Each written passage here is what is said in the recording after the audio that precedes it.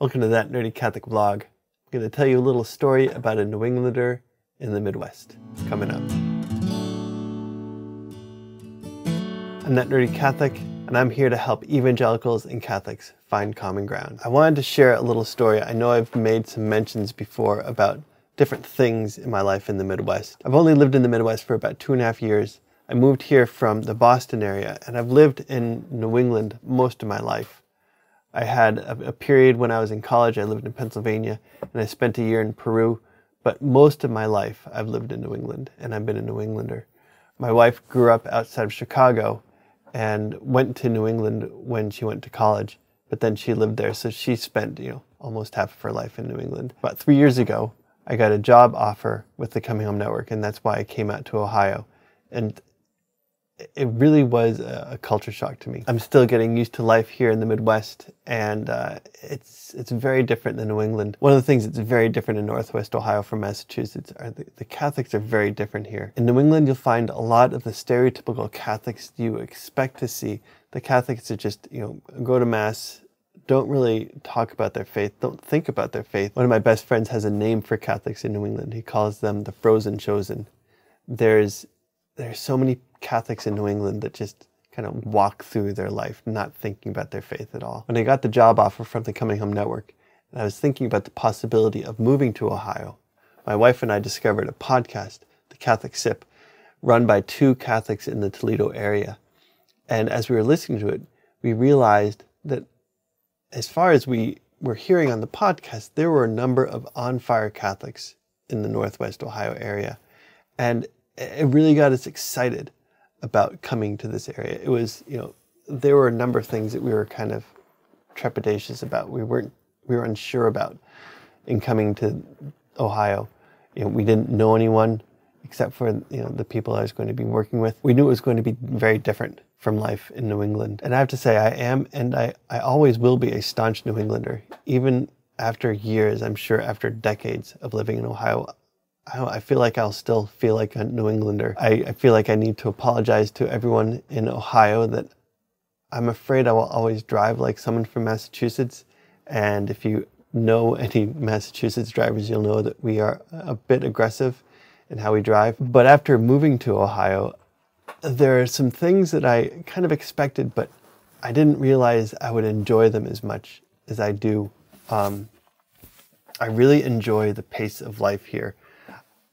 I realized that one of the reasons that Massachusetts drivers are so aggressive, people in Massachusetts always have to be somewhere. They have to be busy. If you ever want to get bumped from a flight and get a really good deal from the airlines, get a lot of money for getting bumped from a flight, fly into Boston. This might sound mean, and I'm sorry if this sounds mean, but people in Boston have an overinflated sense of their own importance, and so no one flying into Boston wants to get bumped. I think it comes from there being so many professionals, so many doctors, so many professors, so many people who think they're so important. But life in Massachusetts is just fast. People need to be somewhere right now. Life in Ohio, I love the pace. It is so much slower and just so much more relaxing. The cost of living here is so great. When I was in Massachusetts, my last year living there, we lived over an hour from the city, and I had to take a train into Boston. I was commuting almost 3 hours a day, and it was crazy. I had to leave early in the morning. I came back late at night. Well, not late. Came back about 6:45, but I left in the morning before my girls woke up, and I got home just before they had to go to bed. So I saw them just a few minutes every day. Here in Ohio, my office is about a mile away from my house. So I can take my girl to school. I can pick her up. I can bring her home. I spend so much more time with my family now, and that's wonderful. I'm in a men's group. I have never been in a men's group before. I live close enough to enough of the guys that I've met here that we can meet once a week for a men's group. And it's wonderful. When I was in Massachusetts, I lived so far away from all of my friends that we could see each other every few months, if that. There's no way we could have met every week. But because I work a mile away from where I live, I can ride my bike. I live in a small town, and so I can ride my bike through the streets of my town to my office. It's just a great change and something that I really appreciate, especially being the father of 2 little girls. I am so glad that I can spend so much more time with them. I'm having great new experiences here. Some friends of ours just bought a couple of cows and started a herd share. And so now we have a herd share with them with some other friends. And so we get milk from their cows. Last weekend we went and had dinner with them. And for the first time in my life, I ever milked a cow. And it was a pretty cool experience.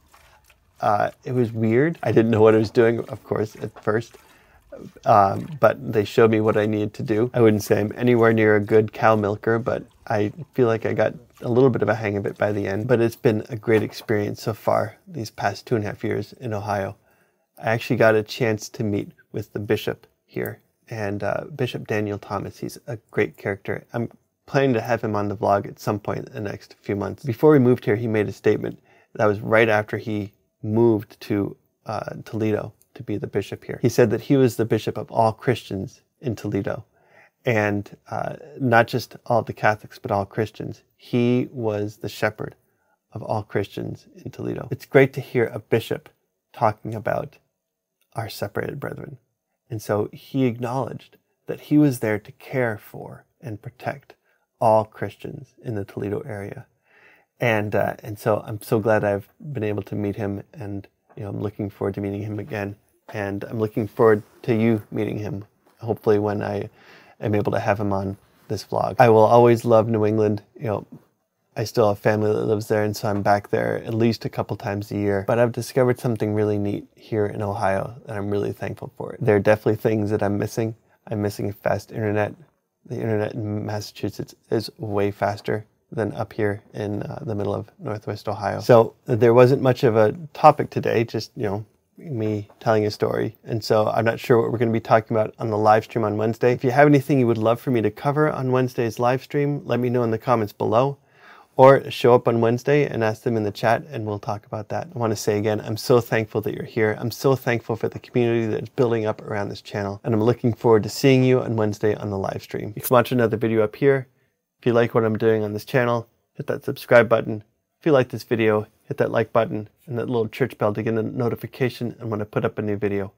I'll see you on Wednesday on the live stream, and God bless.